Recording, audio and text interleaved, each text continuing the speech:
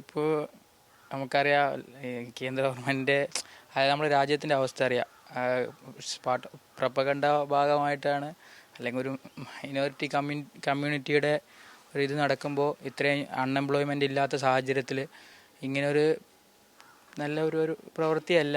നമുക്ക് ഒരു പറഞ്ഞ പോലെ നമുക്ക് ആർക്കും ഒന്നും പറയാൻ പറ്റില്ല. ഇത്ര ടൈം പീരീഡിലാണ് ഇത് വരുന്നത്. അഡ്മിറ്റ് കാർഡ് അതൊന്നും ചേഞ്ച് ചെയ്യാനോ എക്സാം ചേഞ്ച് ചെയ്യാനുള്ള ഒരു മാർഗ്ഗമില്ല. പിന്നെ വേറെ ഓപ്ഷൻസ് ഇല്ലാത്തതുകൊണ്ട് എഴുതിയേ പറ്റൂ.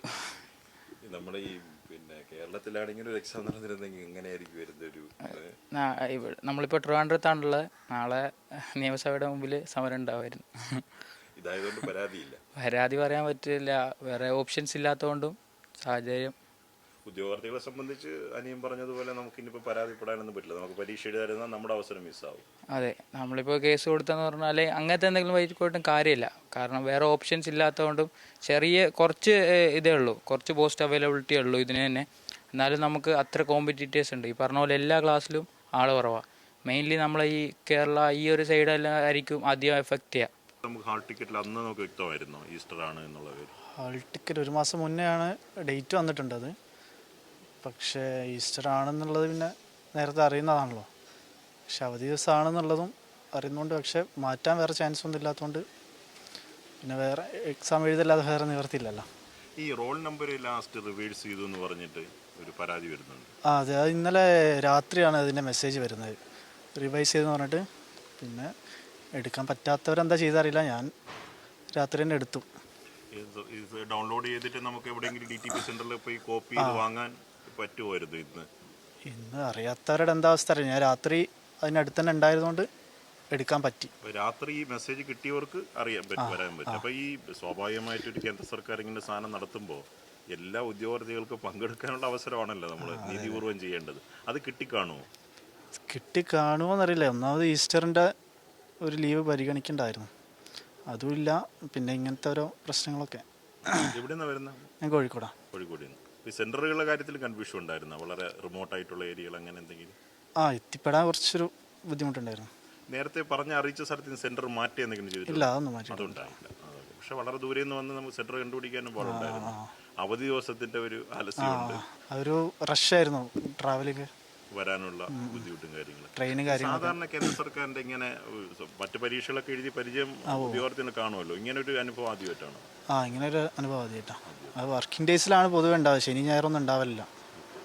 ഇന്നലെയാണ് രാത്രി റിവൈസ് ചെയ്ത ഹാൾ ടിക്കറ്റ് വന്നത്. അപ്പം 8 മണിക്കായിരുന്നു വന്നത്. അപ്പം നമ്മൾ കണ്ടപ്പോൾ തന്നെ 8:45 ആയി. അപ്പം പിന്നെ പോയി എടുക്കണ്ടേ. ഇന്ന് ഈസ്റ്റർ ആണ്, സൺഡേ ആണ്. അപ്പോൾ കട രാവിലെ തുറക്കത്തില്ല. അപ്പം ആ ഒരു ബുദ്ധിമുട്ട് മാത്രമേ ഉള്ളൂ. ഇന്നലെ തന്നെ അച്ഛൻ വേറൊരാളുടെ ഫ്രണ്ടിൻ്റെ വീട്ടിൽ പോയാണ് എടുത്തത്. എഴുതാൻ പറ്റുവാണ്, പക്ഷെ ഫസ്റ്റ് ഷിഫ്റ്റിൻ്റെ ഹാൾ ടിക്കറ്റ് അത് കൊടുത്താൽ മതി, പഴയത് തന്നെ കൊടുത്താൽ മതി. ഉച്ചയ്ക്ക് ശേഷം വരുമ്പോഴാണ് ഹാൾ ടിക്കറ്റിൽ വ്യത്യാസം വരുന്നത്. ഇല്ല, അത് തന്നെ കാണിച്ചു. ഉച്ചയ്ക്ക് ശേഷം പുതിയത് എടുക്കണമെന്ന് പറഞ്ഞു. പുളിയറക്കോണം. ഇല്ല, ഞാൻ ആദ്യമായിട്ടാണ്. SSC എക്സാം അങ്ങനെ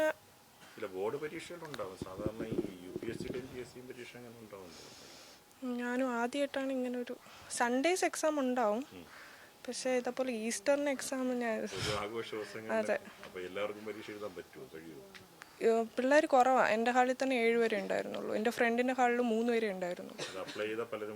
വന്നിട്ടില്ല. ബാധിച്ചിരുന്നു.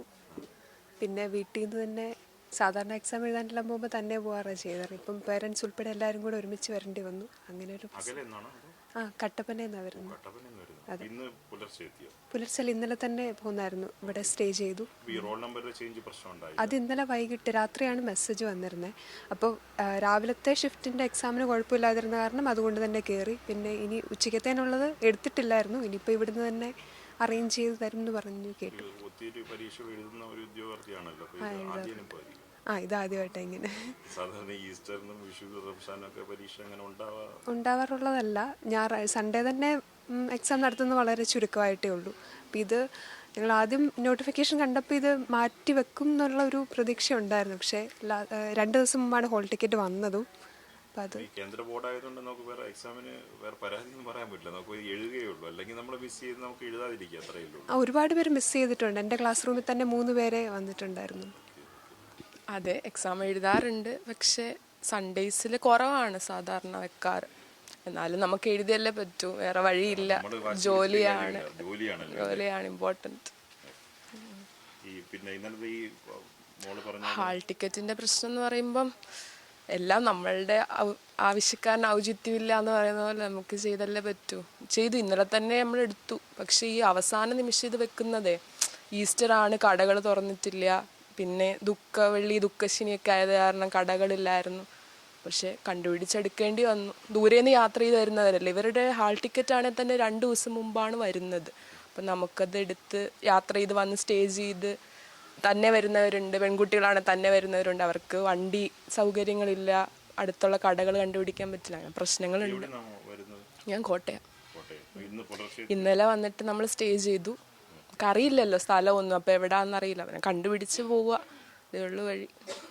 സാധാരണ ഇങ്ങനൊരു പിന്നെ ബോർഡ് എക്സാം ആയിരുന്നാലും നമ്മൾ പഠിക്കുന്ന കാലത്ത് പോലും അങ്ങനെ ഒരു അവധി ദിവസങ്ങളിലൊന്നൊക്കെ ഇല്ല, സൺഡേസിൽ വെച്ച് ഞാൻ കണ്ടിട്ടില്ല. പക്ഷേ എക്സാംസ് വെക്കാറുണ്ട്. സെൻട്രൽ ഗവൺമെന്റിന്റെ എക്സാംസ് ഒക്കെ സൺഡേസിൽ വെക്കാറുണ്ട്. പക്ഷെ ഈസ്റ്ററിന്റെ അന്ന്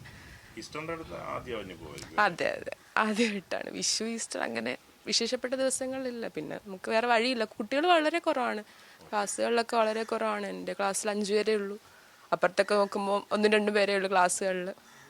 ഏതായാലും നമ്മുടെ രാജ്യത്ത് ഈ ഉദ്യോഗാർത്ഥികൾ ഏത് റിമോട്ട് ഏരിയയിൽ നിന്നാലും പരീക്ഷ എഴുതാനുള്ള ഒരാഗ്രഹം, അവസരം കിട്ടുക എന്നുള്ളത് അത് നഷ്ടമാണ് ഒരുപാട് പേർക്ക്. കാരണം ഇത്രയൊരു വിശേഷപ്പെട്ട ദിവസമായതാണ് ആൾക്കാർ വരുന്നത് കുറവായിരിക്കും. യാത്രാ പ്രശ്നങ്ങൾ, ഈ അഡ്മിറ്റ് കാർഡിന്റെ പ്രശ്നങ്ങൾ.